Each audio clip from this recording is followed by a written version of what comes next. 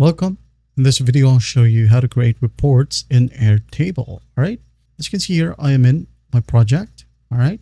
To be able to share my reports to other people, I'm going to make sure that I am under the collaborative views. All right. Either I'm going to select on the grid view or the Kanban view. For example, on grid, right here, I'm just going to go ahead over to extensions. As you can see here, I have some of the reports right here, or sample reports. Say, for example, I'm just going to delete these all. All right.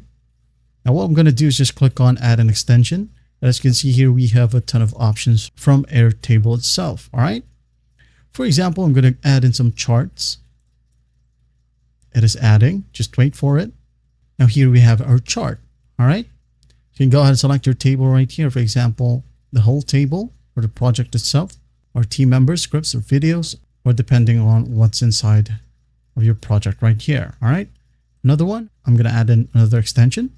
For example, pivot table right here. I'm just going to go ahead and click on add. Wait for it. I'm going to hit on done. If you want to, you can go ahead and customize your table views and row groupings. If not, just go ahead and click on done. All right. Close this one. Another option would be a summary. Use the search function and type in summary right here. Click on add. Wait for it and hit on done. Close it. You can also change the chart type right here. For example, I'm going to edit this one. Just click on the settings right here or the gear icon.